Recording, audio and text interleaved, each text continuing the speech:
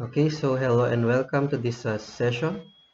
So today we are going to proceed with the chapter 5, which is stresses in beams. So we have already performed and discovered the principles of the shear and moment diagram. So remember that a beam carries a vertical load and it is actually a horizontal member. So when a member is horizontal carrying a certain gravitational load, it is vulnerable to a shear and bending stresses as we have witnessed in our previous session. So here, preliminaries from the previous chapter will be the inputs to the design preliminaries that will be introduced in this chapter. So we have understood actually the internal loading that were discussed will have its internal effects through beam stresses. So we have the bending, and the bending will actually cause flexural stresses. Wherein, if it involves flexure or bending, there will be a radius of curvature. So that is caused by the moment force at any cross section of the beam. So we have witnessed that we have a variation on the values of the bending in every cross section of the beam or in every length of the beam. Deflection of beams is much more to be discussed. So of course, we still need to involve material properties like the allowable bending stresses. Okay, so there are different values for the material properties, especially the allowables, in terms of their material. Okay, whether your material is aluminum, of course, it will be be having a different value comparing to the other materials such as steel or bronze and concrete as well. Okay, so this time we will learn how to deal with the properties and then choose the appropriate material and design the sufficient section.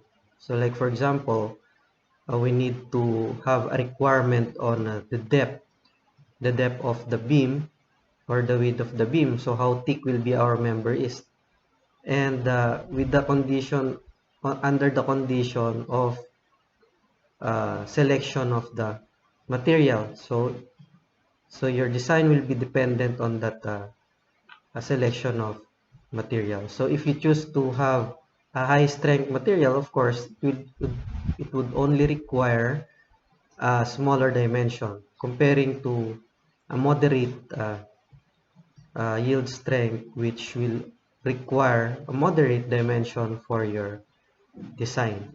Okay, so we have also called the variable section modulus. So section modulus will be discussed later on, and actually section modulus is a type of expression that we can choose from, okay, to resist your required loading. So the principles of centroids and moment of inertia shall be of significant input parameters on dealing with the flexure formula. Of course, you should know or you should recall your skills in solving for the centroids and the moment of inertia. Actually, this was already introduced to you during your engineering mechanics, okay? The centroids and moment of inertia.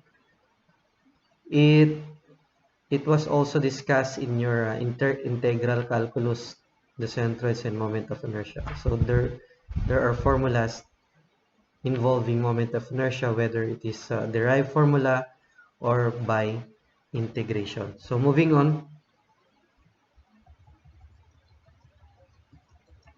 under the stresses of beams, of course, we also consider the shearing stresses on the beams, okay? Hence, it will also be one of your criteria in your design. So horizontal shear stress will also be another principle that will be tackled in this chapter.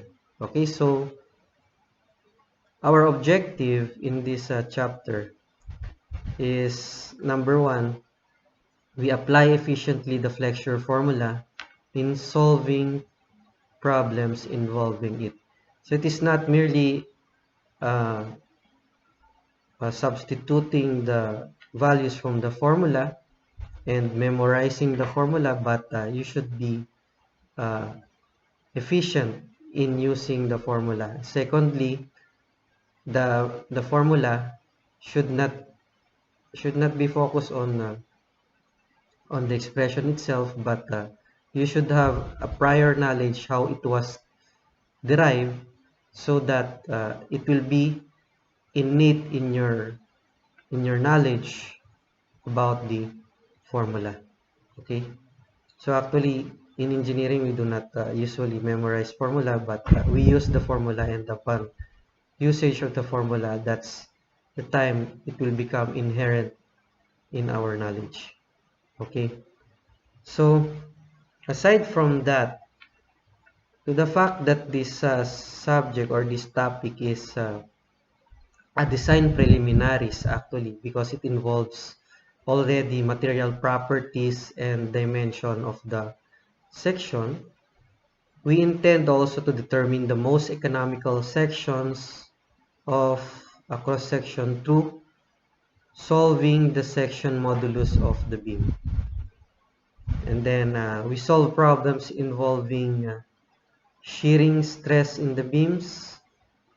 Of course, we should be familiarized with the units of these stresses, shearing stress and flexural stress formulas, and then derive the formulas of shearing stress of common beam cross section.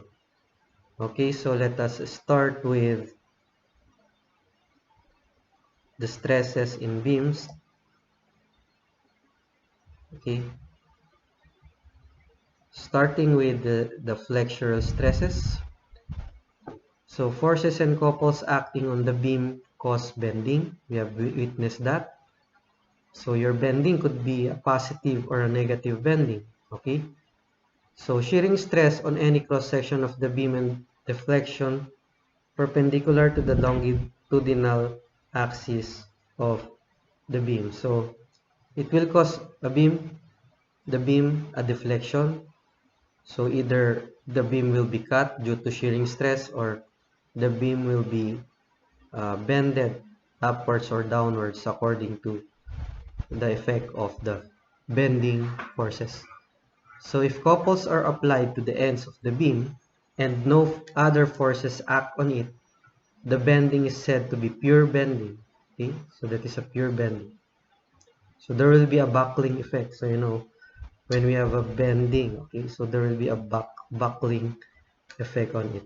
So if forces produces the bending is called ordinary bending. So just like what we have been doing in getting the shear and moment diagram, that is actually an ordinary bending. Okay, so the assumption, so in using the following formulas for flexural and shearing stresses, it is assumed that a plane section of the beam normal to its longitudinal axis prior to loading remains plane after the forces and couples have been applied, and that the beam is initially straight and of uniform cross-section, and that the moduli of elasticity, tension, and compression are equal. So when the beam is unloaded, of course, there will be no zone yet for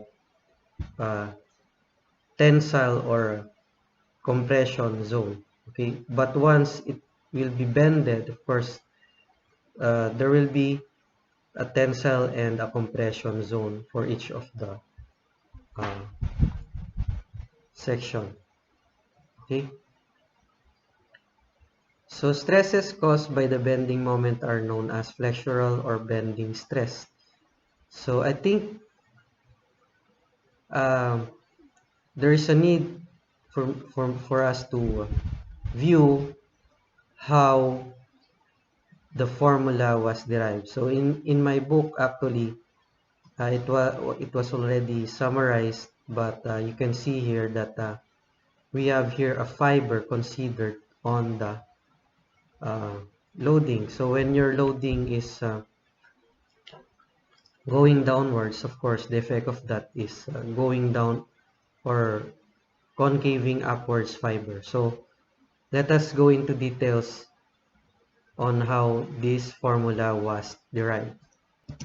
So if we have a beam here subjected to series of loading, and this is the cross section, say we have a rectangular cross section, so it is understood that this section has the center of gravity or the centroid, wherein it is termed as the neutral axis.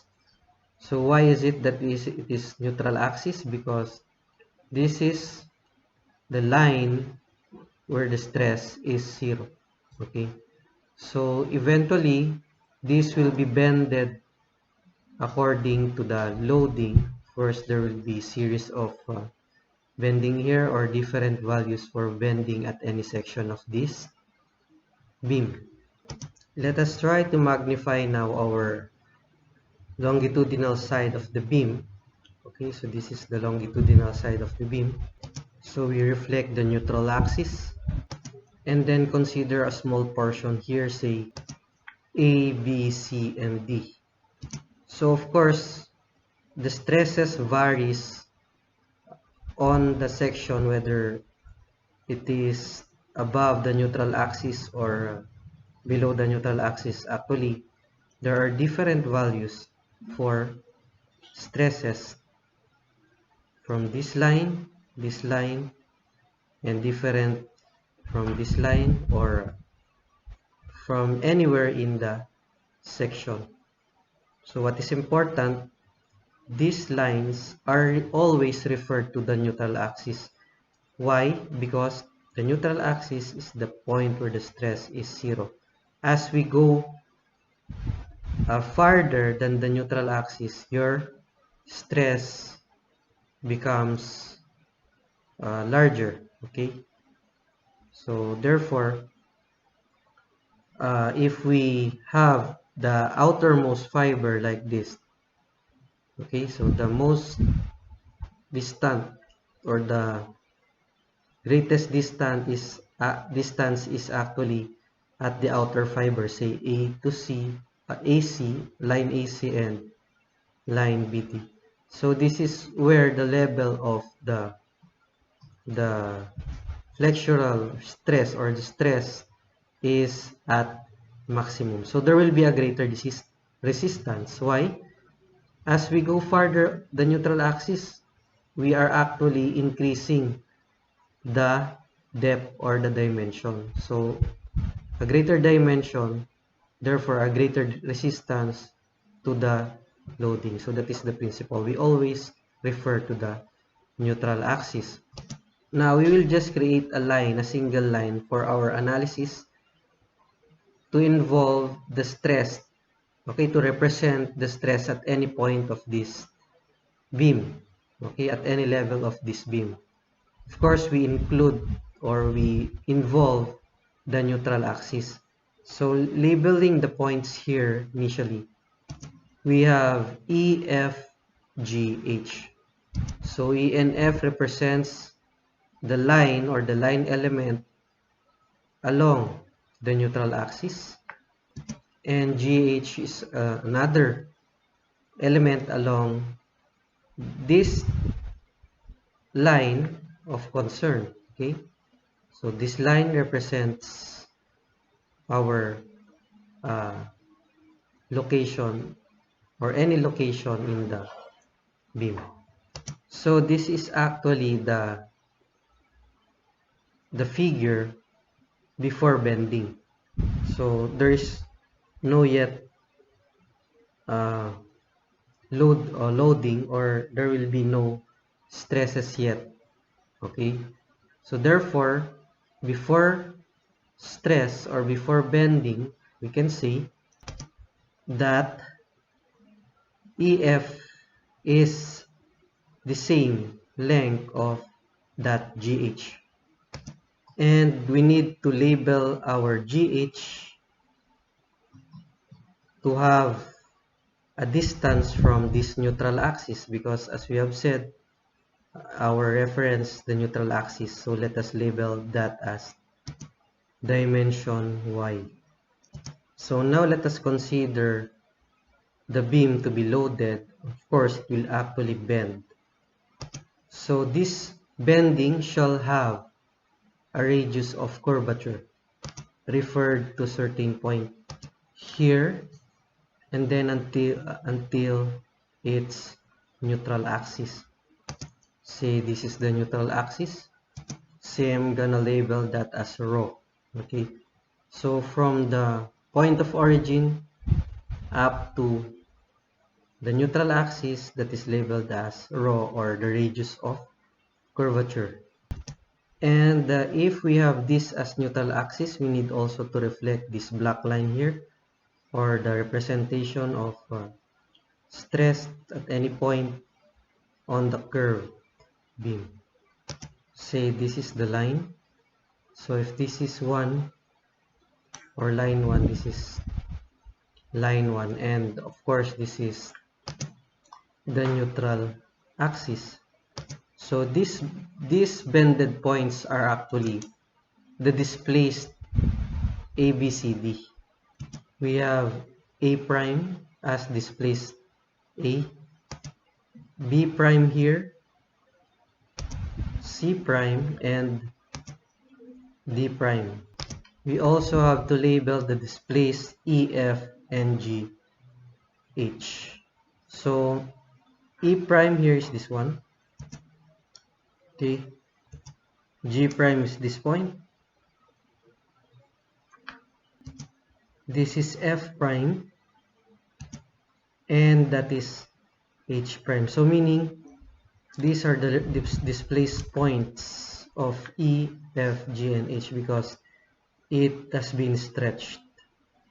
So let us also label our angle.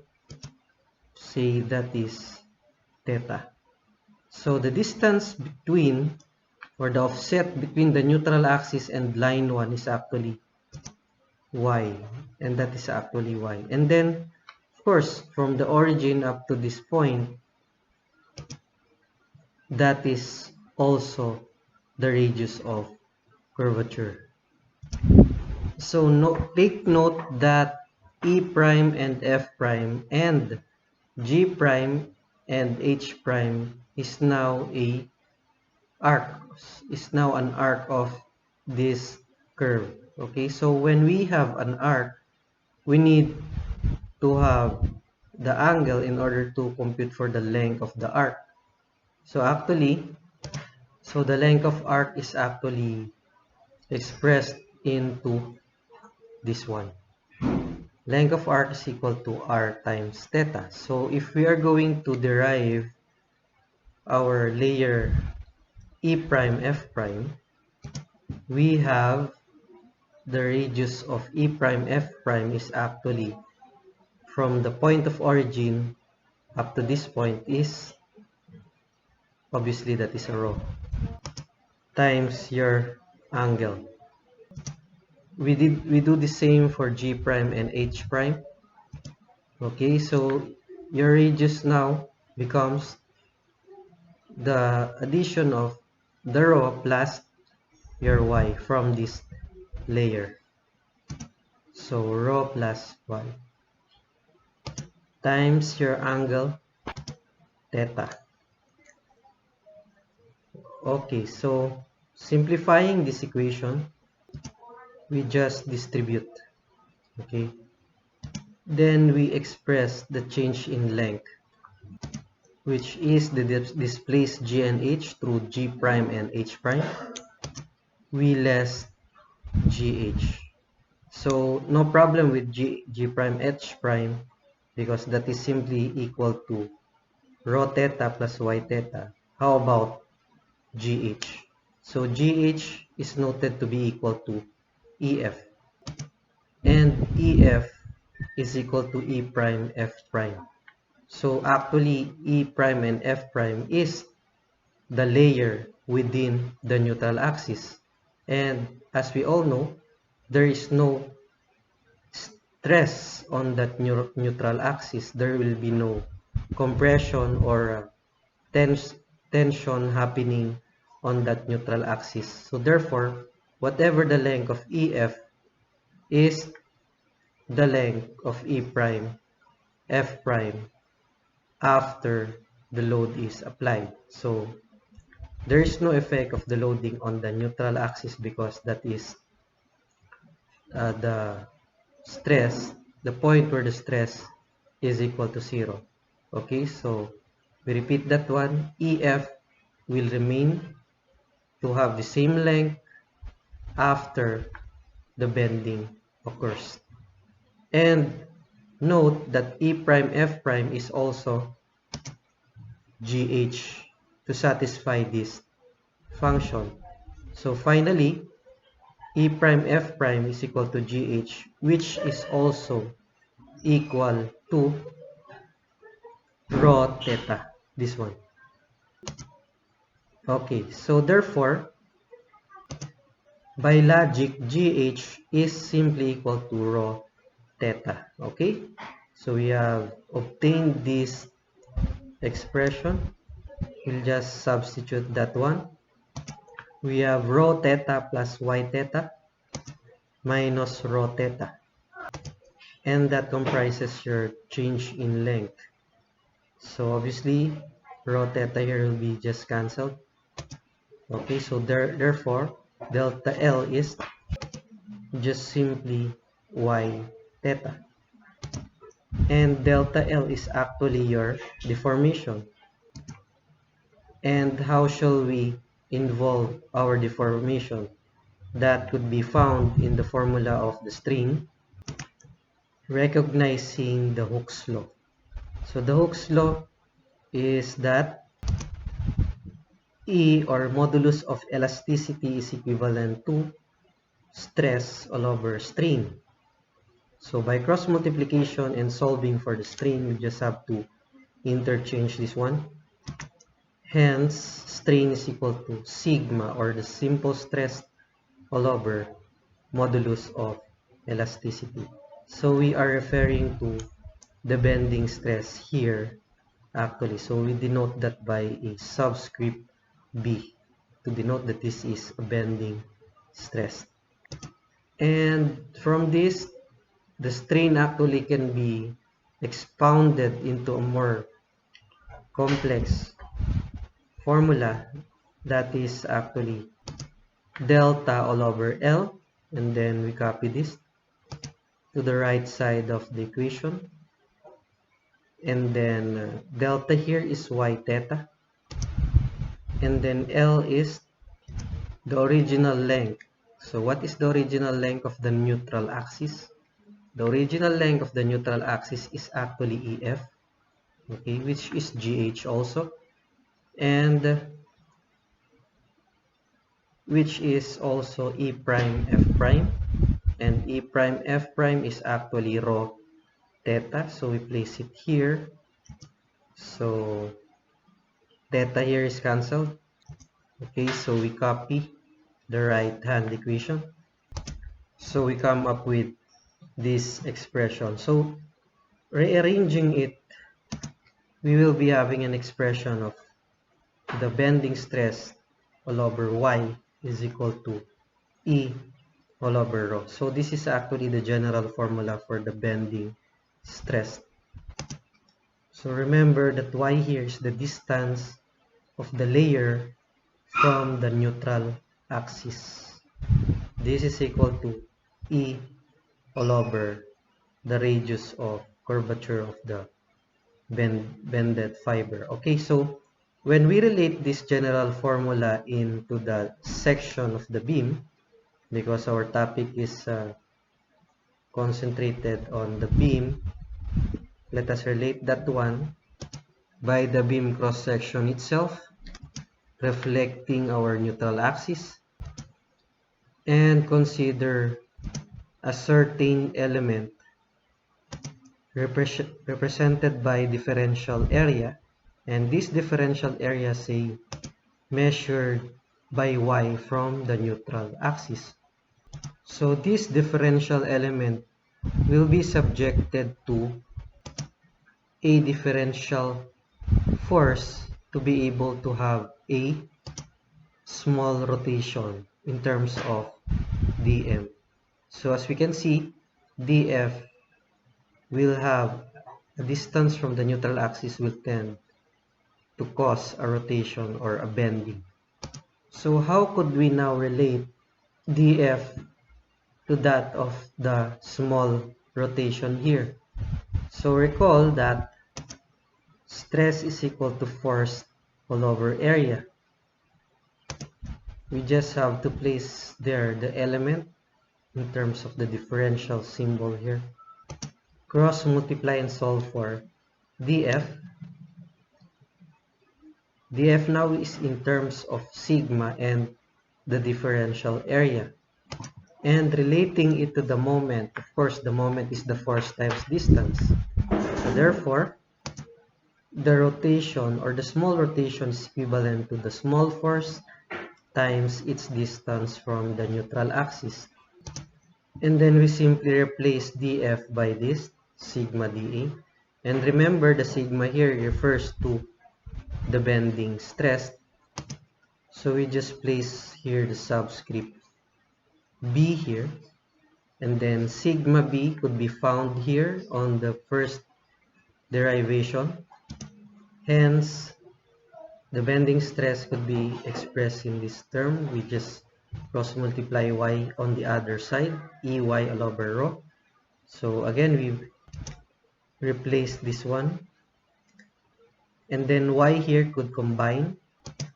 Then finally, we can express the small rotation is equivalent to e times y squared all over rho times dA. So in order to eliminate the differential symbol here, we integrate both sides of the equation.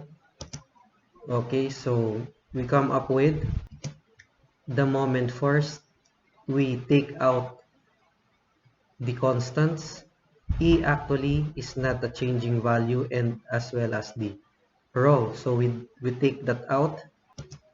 Okay, so what is left is the integral of y squared dA. So recall in your integral calculus and engineering mechanics that this expression is somewhat familiar, and actually this equation is the moment of inertia. So we can just replace that one. So we will be having an expression that moment is equal to ei all over rho. So now E over rho is already expressed here in the initial equation. So we're going to highlight that one. And of course, we would want to transfer I on the other side of equation. So by cross multiplication, we will be having M over I is equal to E all over rho. So this expression or this equation could be equated also to M over I because E over rho is already here. So finally, we will be having an expression that the bending stress all over Y is E over rho also equal to M all over I. So this is the expression of the flexure formula. Okay, so if there is a pure bending, we will just be concerned with this expression. And if the dimensions are involved, we're gonna equate this expression to M all over I. So finally, by cross multiplication, we have the bending stress is equal to the moment times y distance all over the moment of inertia. So to illustrate that, if we have this beam with a neutral axis, you can always consider any layer you want to compute for the bending stress. And this layer is measured by y referred from the neutral axis. Then we come up with the corresponding bending stress of this layer from the neutral axis. So if you want to have the maximum, okay, remember that as we go farther to the neutral axis, we are actually increasing the capacity of the bending stress. And it is at maximum when your layer is on the outermost fiber. So because the highest y here could be from this line, okay, from this outer portion. And this distance is now to be denoted by C. C here is defined as the maximum distance of the layer from the neutral axis. So C here is not always the half of the dimension, because in this example, we have a symmetrical dimension. When we have a symmetrical dimension, the centroid or the neutral axis is just lies on the center.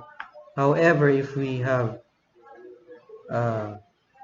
beams like T-beams, the neutral axis is no longer at the center or the central dimension of the vertical axis, and it should be nearer to the concentration of the elements of the cross section. So it must be closer to this flange.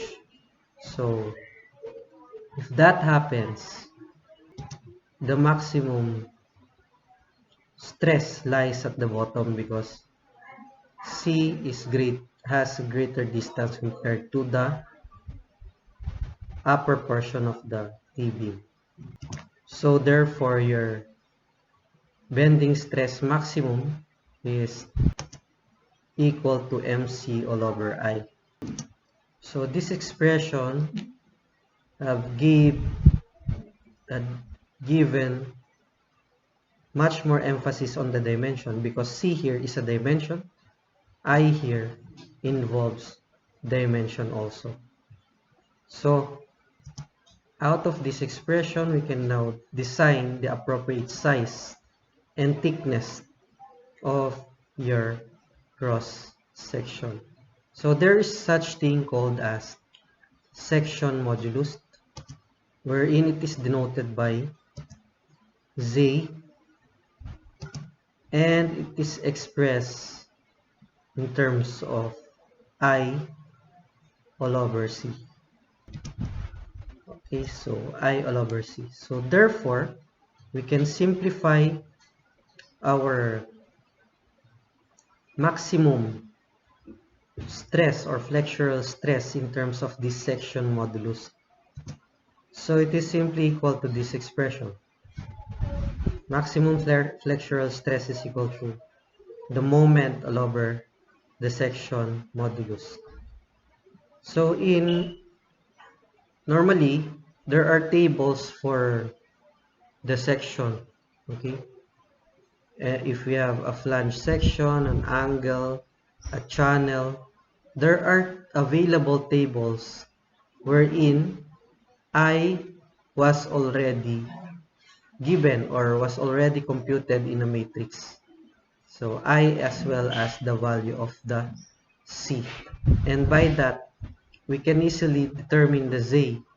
And knowing the allowable flexural stress, we can derive the dimension out of this expression. So that is preliminaries on the design method. So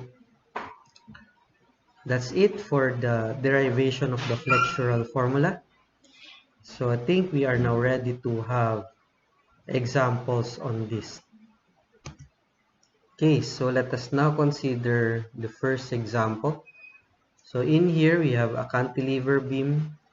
The cross section is given, that is 75 millimeter by 200 millimeter, and the length is 6 meters. So as we can see, that is an overhang beam.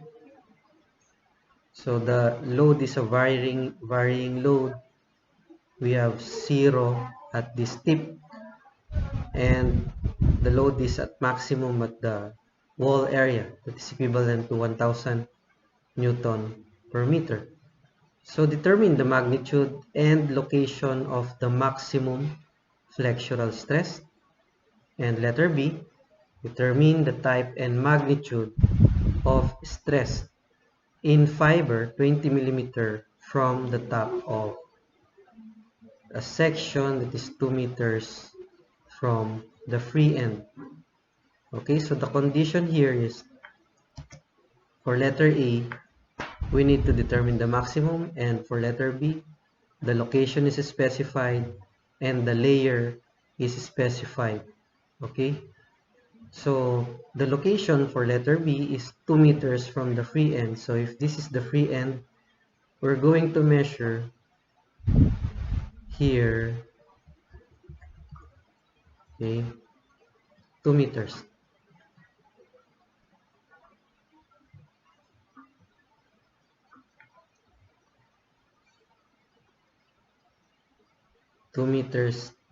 And then project it in here.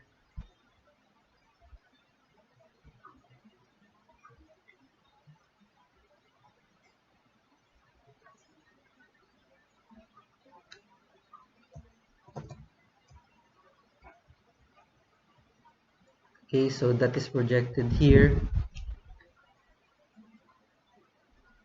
So what is the value of the moment at this point? Okay, and then that is also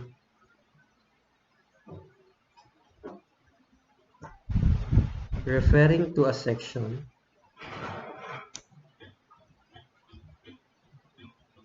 say the cross section is 75 by 200. So this is the section, the beam. This has 75 width and 200 depth. So according to the problem, 20 millimeter from the top of the beam. Okay, so if this is the top of the beam, we'll just have to measure 20 millimeters. Okay, so what is the stress at this layer, and at the same time the loading or the moment loading 2 meters measured from the tip of the beam. So that is the question on this particular problem. So to do this, of course, number one, we determine the moment equation. Okay, and as for the moment equation, we'll just have to cut this one. We cut that one and then take moments at this point, and as we can see, that is equal to force times 1/3 of x as its moment arm. And then we employ ratio and proportion by similar triangles. So we can see that we have a smaller triangle here, okay, with the big triangle on the whole structure. So we can say that y is to x. So if this is denoted by y, proportion that by x, that is equal to 1000 all over 6. So solving for y, we have 500 all over 3 of x. And then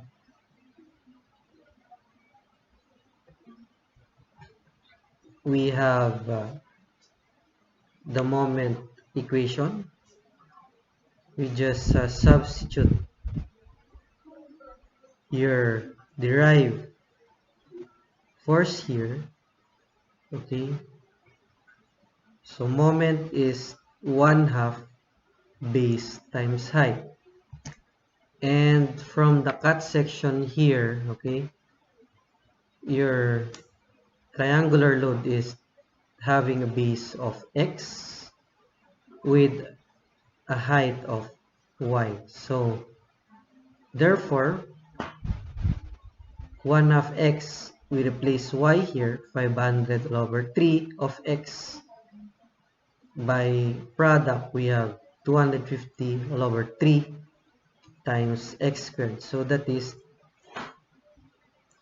being substituted on your moment equation, 250 all over 3 x squared times the moment arm, that is 1/3 of x. So therefore, the moment equation is equal to 250 all over 9 times x cubed. So note here that we only have a common span. So we do not need to have another equation because this span is somewhat constant all throughout. Okay, I mean the loading is just the same all throughout the beam. So we will be having a single equation for this. So by this,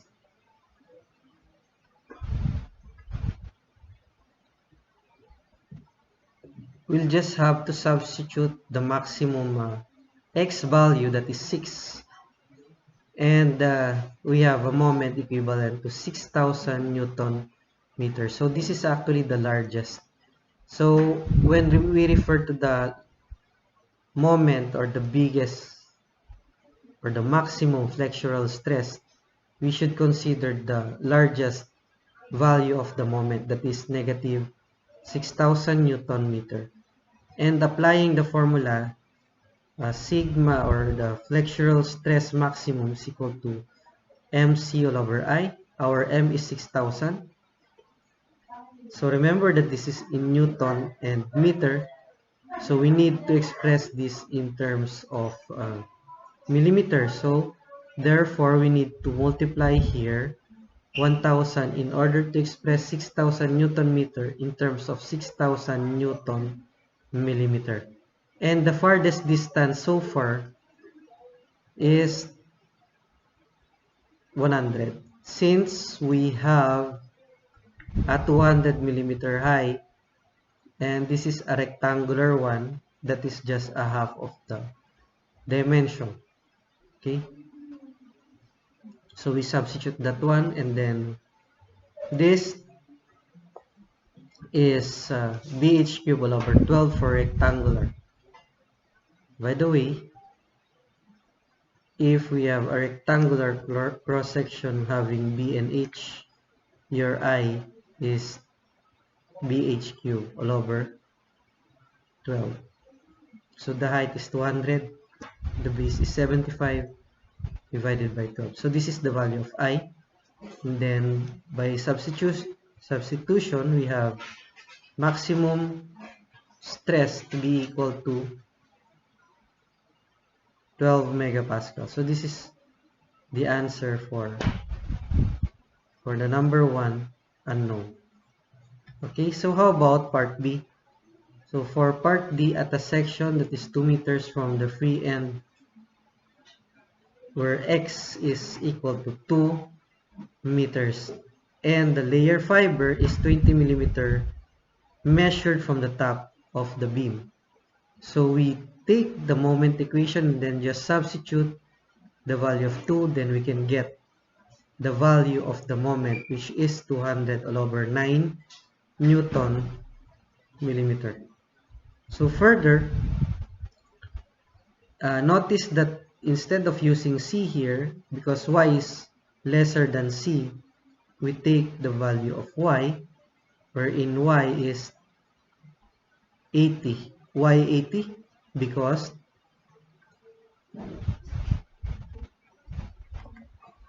here we can see that 20 millimeter is measured out from the top. So we are concerned with this line. Okay. This layer. 20 millimeters. So if we're going to compute for the distance of this line from the neutral axis, this is actually 80 millimeters to complete the 100. So therefore, C or Y here is equal to 800. And then just the same, for a rectangle, we have 75 times 200 cube all over 12, or BH cube all over 12 for a rectangular section. And then by that, we can now compute for your flexural stress equivalent to 0.3556 megapascal. So basically, this is a tensile in orientation. Okay, so if we have a tensile orientation, why tensile? Because we can see here that your fiber is concaving downwards because we have a negative moment on that value. So on any value, all of your fiber all throughout the beam is a concaving downwards. So if that is a concaving downwards, let us draw the neutral axis to separate, okay, basically to separate your compression and tension zone. Okay, so this is the neutral axis, this line. So just above that dimension, we have a stretch, or this is the tensile zone, and the one here is actually the compressive zone. So therefore, our zone for the stretch is at the top.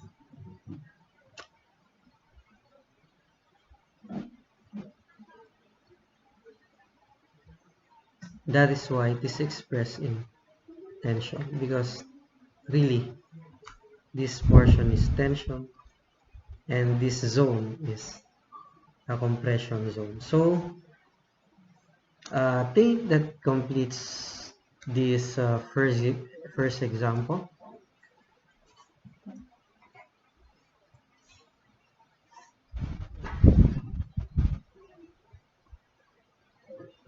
Okay, let us try another one. Okay, so we have a similar problem here, but this time we have the simply supported beam with the dimensions of the fiber given 50 by 100. So this is actually 3.5 meter long. So there is 9 kilonewton here. So determine the maximum fiber stress, and then calculate the stress in the fiber located 12 millimeter from the top of the beam at the midspan. So you know what to do. The first step is to establish your shear and moment diagram by an initial calculation of your reaction. So your reaction is taking moments at this point. Okay, so we take moments at the point. We have 9 times 1. Say if this is RA and this is RB, we have 9 times 1 minus 3.5 of RB. This is equal to 0. So RB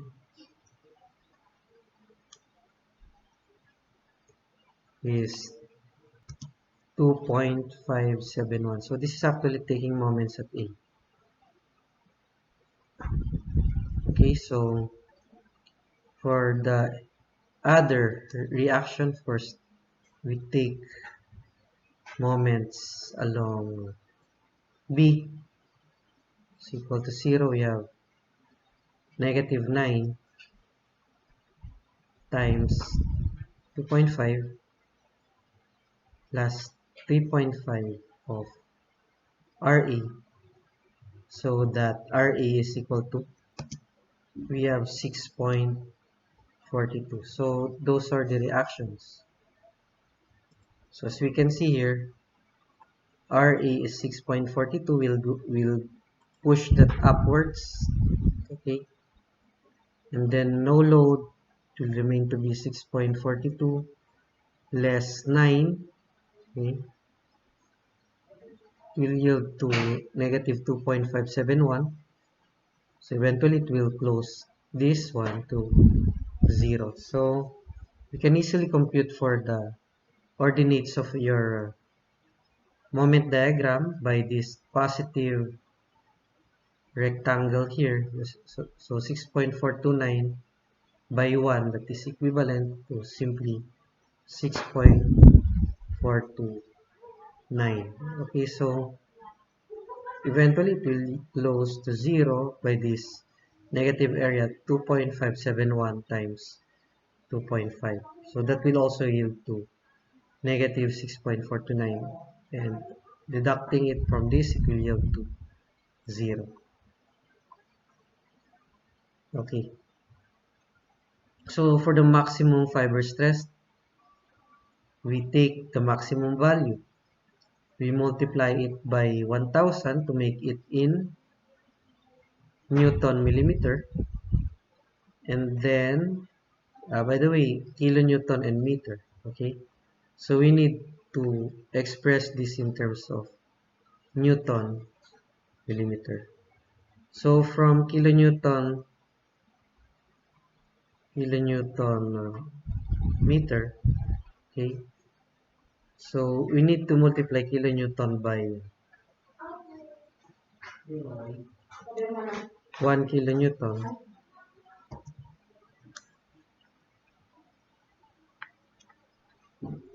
1 kilonewton is 1000 newton. Then 1 meter is actually 1000 millimeters. So that is why we have 1000 times 1000 here to make it in Newton millimeter. So your C, or the farthest distance, is actually half of your dimension 100. Okay, so as we can see here, your H is 100.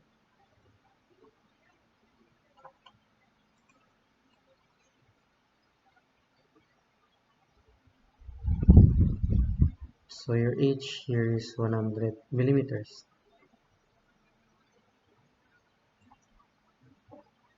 So half of that is 50 millimeters, or the farthest distance is actually 50 millimeters. So that is placed there, and then this is again BH cubed all over 12. So we'll be having maximum of 7.148. Okay, and then for the moment of the midspan, you have actually a lot of alternative to derive that one. So one is the midspan, just have that one and then just cut that one and consider your left or right portion. So if we notice, okay, your beam is much convenient to use this right portion because there are fewer loading here. So we place here the 2.57, and that is the moment. Just take moments here and then disregard this portion. We disregard that portion.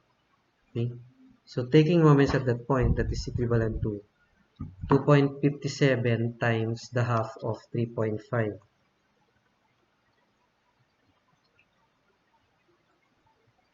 We have 4.57 49 or 4.5.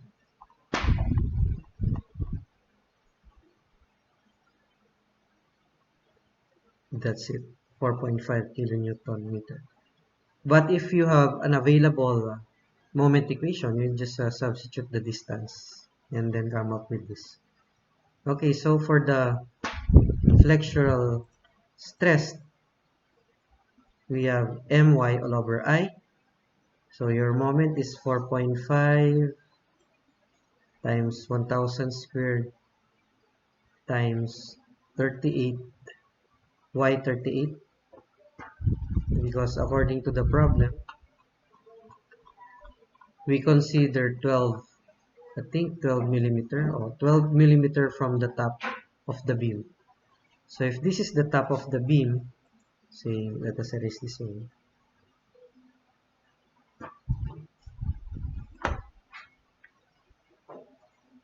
So this is the top of the beam. We measure 12 mm and this is 50. Therefore, the remaining distance here is 38 millimeters. Actually, we are referring to a measure referred from the neutral axis. Okay, so that is why that is 38. So again, we tend to substitute that one on your equation. So that is 38, and then apply the BH cube all over 12, so that the stress is 41.04 megapascals for that particular layer and particular location of the beam. So I think we are done with this example. So it's time to have practice.